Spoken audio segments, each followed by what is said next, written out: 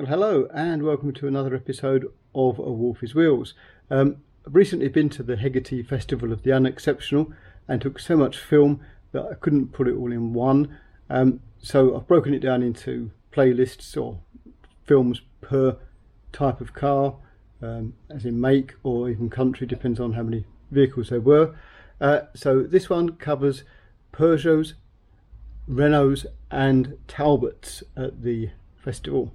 Hope you enjoy the film, and I'll see you at the other end.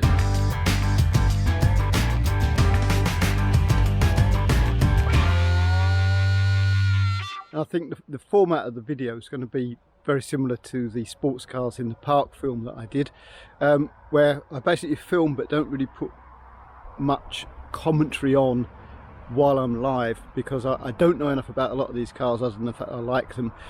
So rather than get facts wrong, I'll go home and fact check stuff and then just overdub it at the end.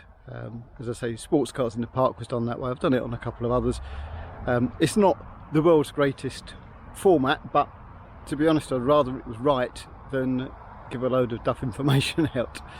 Anyway, first cab off the rank is this Peugeot 504, and quite appropriate to say the first cab off the rank because they did use these back in the day quite extensively as taxis throughout the world.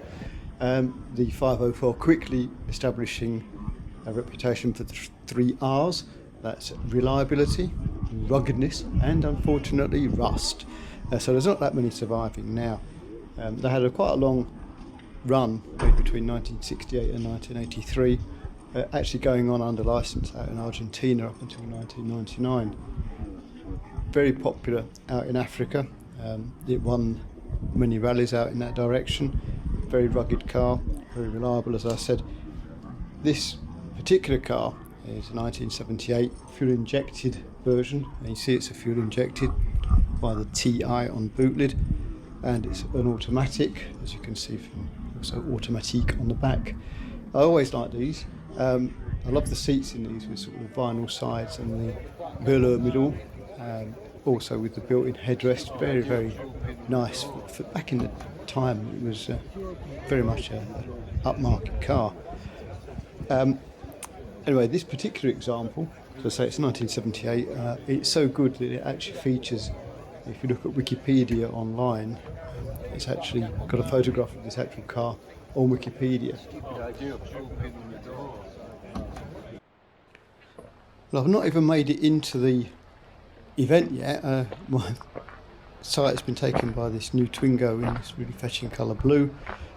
This is a Generation 3 vehicle made in Slovenia.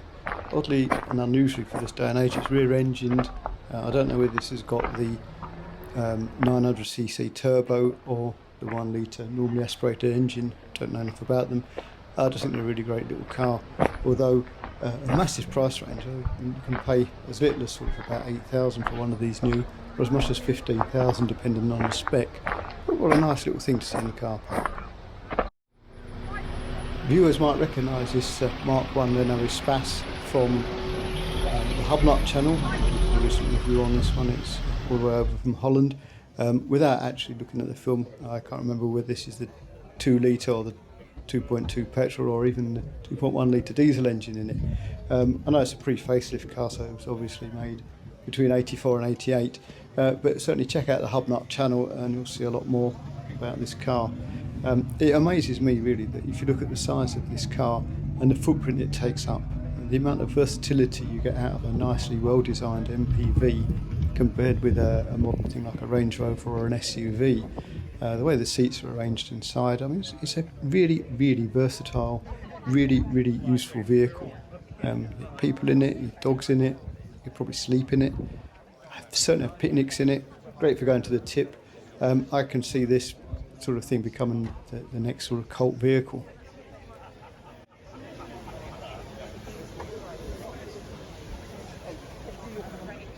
While I was spending an hour in the queue to get into the event, I actually saw this out on the road and thought what an unusual vehicle it was. You don't see many Simca vans about, and this one actually is badged as a Talbot, and I mean it's a bit of a weird thing really. I mean, it's also known as a Simca 1100 fourgonnette, two-door estate panel van, to give it its full Sunday title. This one is from 1984, 1100cc. Production ended in 1985, and when you sort of try and do a bit of research on these to see how many were Simcas and how many were Talbots, it kind of almost seems to have just depended on what badges they had to hand during the back end of the production. These were sort of the last of the line of the Simca 1100s to come off with the van type things. I couldn't find much out about these at all, other than the fact I really like it, and I reckon it's a really rare car. Well, I do have quite a person, well, I would say that I'm a bit egotistical, but... And now we've got this lovely little 104 Peugeot, 1982, 1100cc. I think it won the People's Choice in the Concours de l'Ordinaire. This is a facelift model, and it's a great example of a 1982 facelift car. It's actually again shown in Wikipedia as a great example, closely related to the Citroën LN and LNA, Visa, Talbot, Samba. It's all the same kind of thing. This is a GR spec.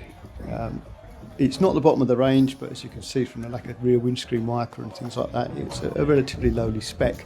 I understand from what was said at the award ceremony that the guy who owns this actually bought this new for his mother and has sort of kept it since.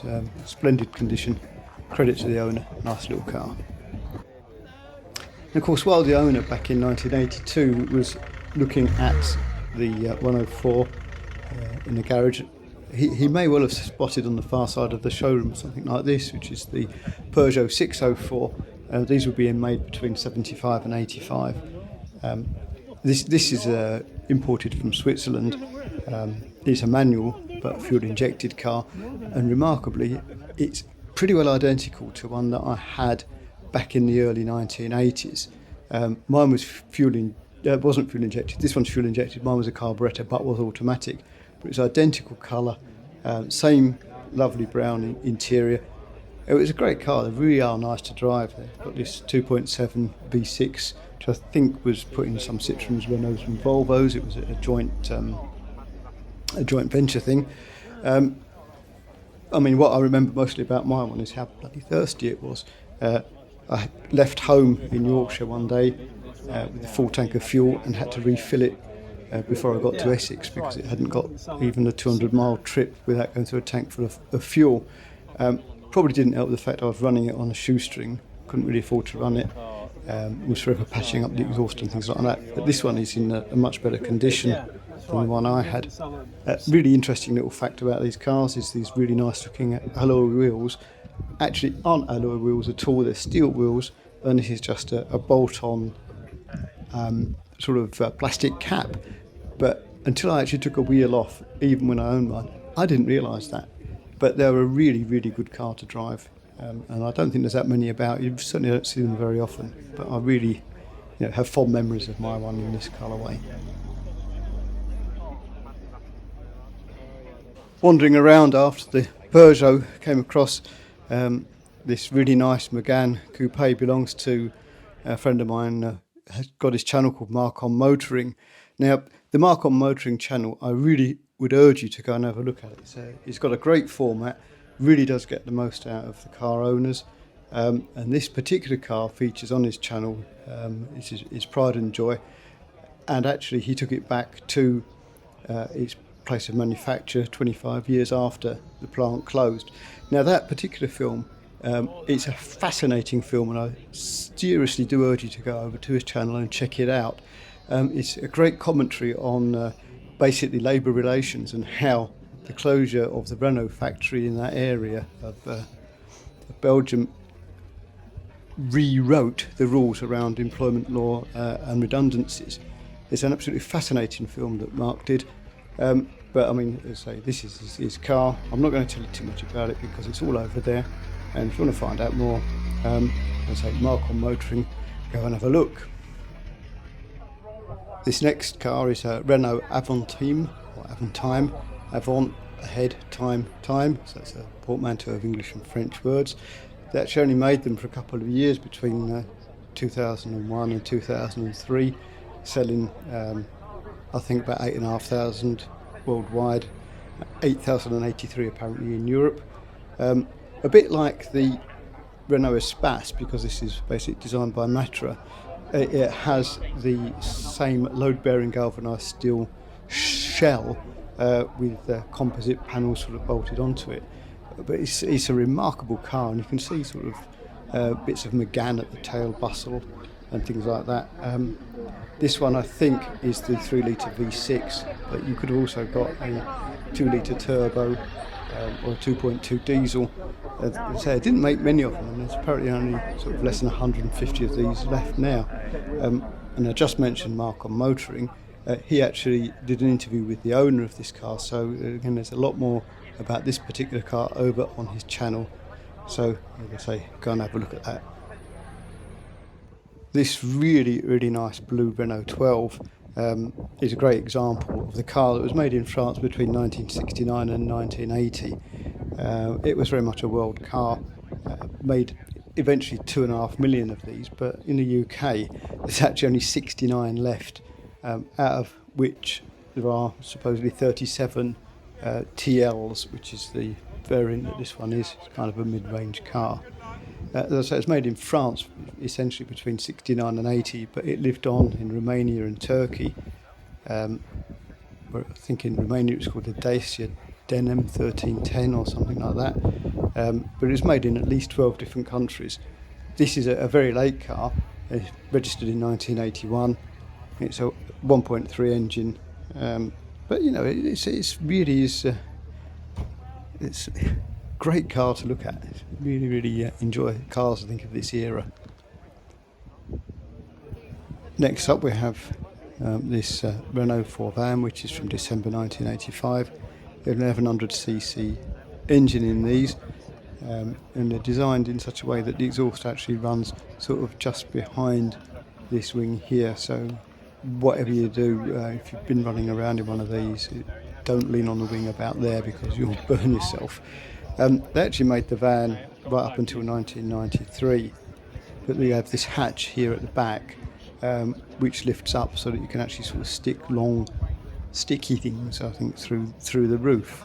But this particular one, again, it's a very fine example of the mark.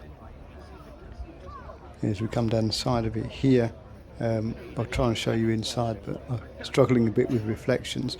But it's got the old umbrella gear stick, a bit like the 2CV, and it kind of was Renault's answer to the 2CV. And while I have a soft spot for them, they're not a 2CV. Well, I hope you enjoyed that video. If you did, please give it a thumbs up, tell your mates, share it, subscribe even.